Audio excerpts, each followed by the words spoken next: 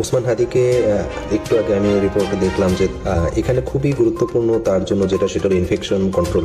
সর্বপ্রথম সে ঢাকা মেডিকেলে ভর্তি হয়েছিল, সেখানে তার অনেক মানুষের গাদা। ওসমান হাদির বর্তমান অবস্থা শুনে আমি নিজেকে ধরে রাখতে পারিনি। আমি খুব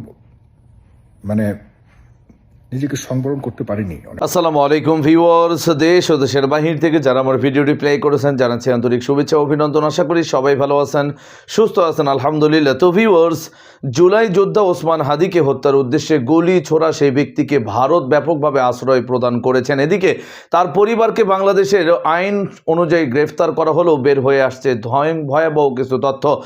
এখন বর্তমান ওসমান হাদির শারীরিক অবস্থা এতটাই অবনতি যে তাকে সিঙ্গাপুরে নেওয়া হয়েছে এবং সিঙ্গাপুর থেকেও খারাপ কিছু তথ্য দেওয়া হচ্ছে। তিনি কি বেঁচে ফিরবেন বাংলাদেশে আবারও? আসুন বিস্তারিত সর্বশেষ আপডেট জানবো রিপোর্টে। সো ভিডিওতে যাওয়ার আগে ছোট রিকোয়েস্ট করবো, যারা চ্যানেলটি সাবস্ক্রাইব করেননি সকল আপডেট সবার আগে জানতে অবশ্যই চ্যানেলটি সাবস্ক্রাইব করে পাশে রাখবেন। দর্শক আসুন স্ক্রিনে। আসসালামু আলাইকুম রহমতুল্লাহ। ওসমান হাদিকে একটু আগে আমি রিপোর্টে দেখলাম যে এখানে খুবই গুরুত্বপূর্ণ তার জন্য সেটা হলো ইনফেকশন কন্ট্রোল। সর্বপ্রথম সে ঢাকা মেডিকেলে ভর্তি হয়েছিল, সেখানে তার অনেক মানুষের গাদাগাদি ঠেলাঠেলিতে সেখানে একটা ইনফেকশনের ঝুঁকি ছিল। তারপরে সে যে বুলেট দ্বারা ইনজুরি হয়েছে তার মাথায়, সেটাও তো একটা নোংরা একটা জিনিস বা একটা ইনফেক্টেড জিনিস ছিল। তারপরে এভার কেয়ারে যাওয়ার সময় তাকে ট্রান্সফারের সময় অনেক ঠেলা ধাক্কা হয়েছে, সেখানেও তার ইনফেকশন ট্রান্সমিশনের ঝুঁকি ছিল। বাংলাদেশে এটা সবচেয়ে বিপজ্জনক সব কিছুতে, এবং সবচেয়ে আরো খারাপ জিনিস হলো যে ইনফেকশনগুলো এত খারাপ বা এত সুপার বাগ যেগুলো কোনো অ্যান্টিবায়োটিক এগুলোতে কাজ করে না। তারপরে উপরওয়ালা ভালো জানে যে তার শরীরের কি পরিমাণ রেসপন্স করবে বা তার শরীরের কন্ডিশন কি, সেই অনুযায়ী আল্লাহ যদি তাকে আমাদের মাঝে ফিরিয়ে দেয় তাহলে তো আলহামদুলিল্লাহ। ওসমান হাদির বর্তমান অবস্থা শুনে আমি নিজেকে ধরে রাখতে পারিনি। আমি খুব নিজেকে সংবরণ করতে পারিনি। অনেক অনেক কষ্ট করে শুনেছি যে ওর অবস্থা কি বর্তমানে। ভাবছি আপনাদেরকেও একটু জানাই।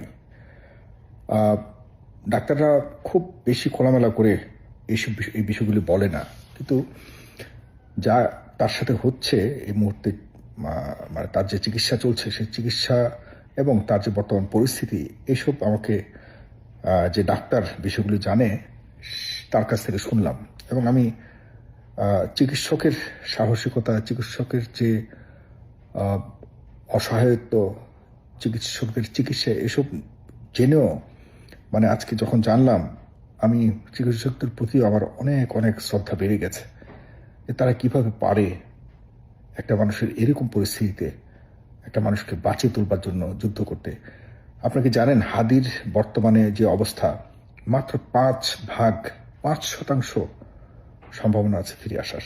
আল্লাহ যদি চায় তাহলে সব সম্ভব, কিন্তু এর বাইরে বর্তমান যে পরিস্থিতি, চিকিৎসা বিজ্ঞানের ভাষায় আমি কথা বলছি, মাত্র 5% তার সুযোগ বা সম্ভাবনা আছে ফিরে আসার, আদারওয়াইজ নাই। কারণ তার যে বুলেটটি ঢুকেছে, সেই বুলেটটি তার মগজের ব্রেনের একদম কাছ দিয়ে একটু আঘাত তো লেগেছেই, বের হয়ে অন্যদিকে বের হয়ে গেছে বুলেটটি, ভিতরে রেখে গেছে ক্ষত বিক্ষত অবস্থা।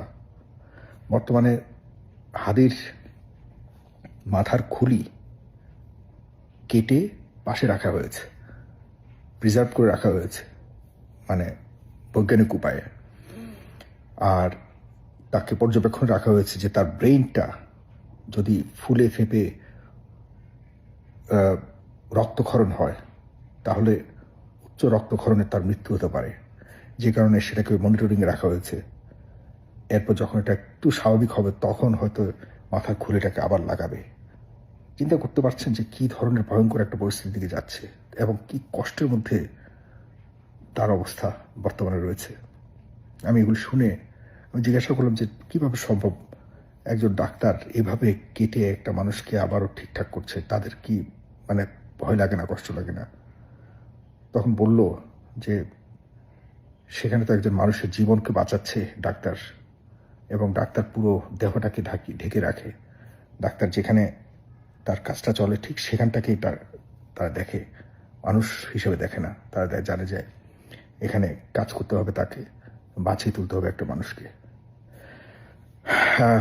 জানি না হাদি ফিরবে কিনা। হাদি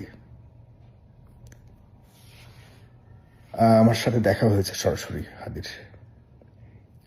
আমাকে দেখে কাছে এসে হ্যান্ডশেক করেছে একটা অনুষ্ঠানে, আর টকশো তো কয়েকবারই এসছে।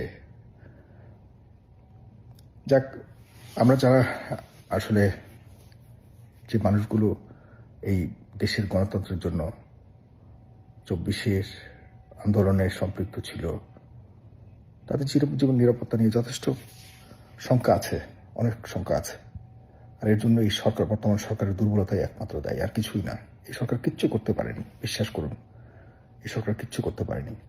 আর যে ছেলেগুলি উপরে আমরা ভরসা করেছিলাম, তারা আসলে শুধুমাত্র নিজেদের স্বার্থ, রাজনৈতিক ভাবে কিভাবে নিজেদেরকে স্ট্যাবলিশ করা যায়, মন্ত্রী এমপি হওয়া, টাকা পয়সা কামাই করা, সেই তথাকথিত রাজনৈতিক অবস্থাতে তারা ফিরে গেছে। এই ছেলেদের যেগুলোর উপর আমরা ভরসা করেছিলাম, এরাও কিচ্ছু করতে পারেনি। আমাদের সাথে একরকম প্রতারণা করেছে। যাই হোক, জানি না কি হবে, তবে হাদির জন্য দোয়া করুন সবাই।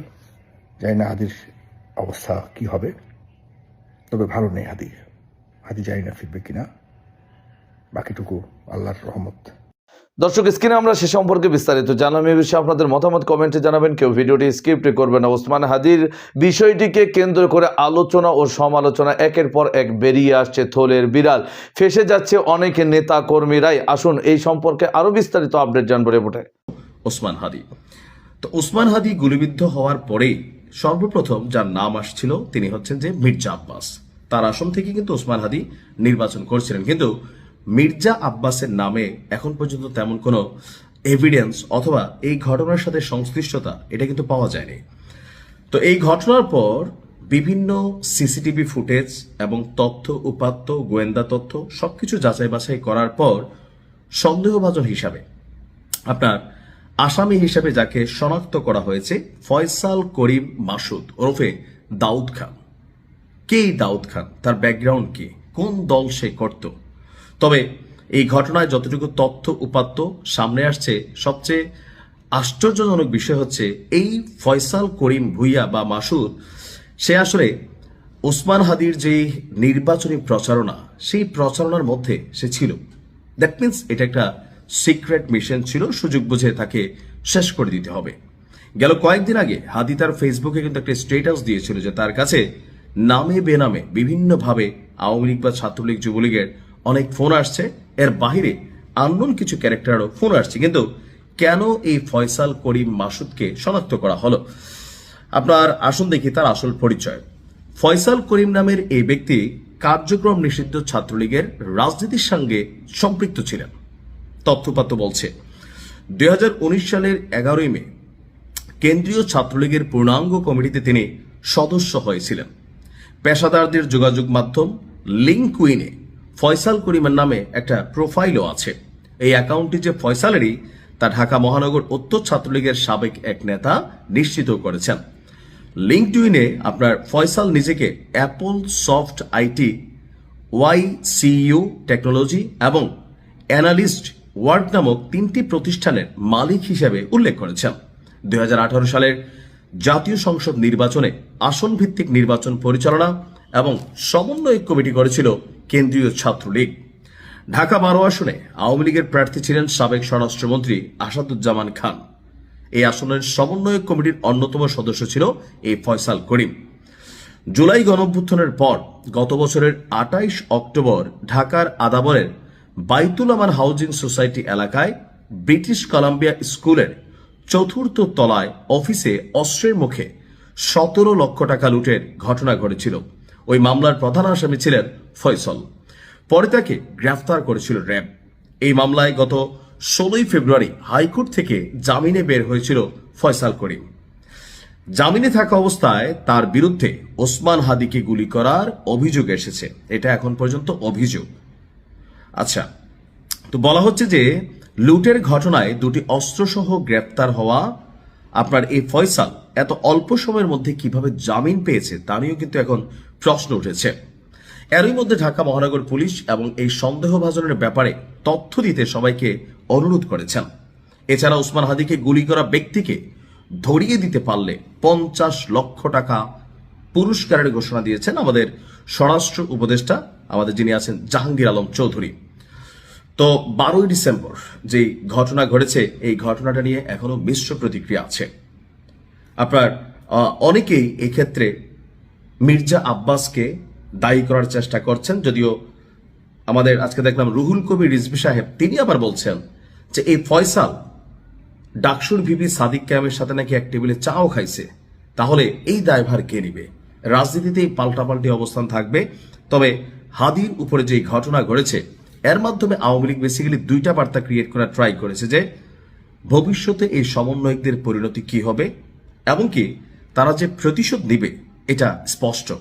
তবে সরকারের পক্ষ থেকে বা অন্যান্য রাজনৈতিক দলগুলোর পক্ষ থেকে একটা বার্তা আবার পাল্টা ক্রিয়েট করা হয়েছে, রাজনীতি নিয়ে বিভাজন থাকবে, ক্ষমতা নিয়ে থাকবে, কিন্তু যেখানে ছাত্রলীগ, আওয়ামী লীগ, যুবলীগের ইস্যু আছে সেইখানে তাদের অবস্থানটা আবার একত্রিত।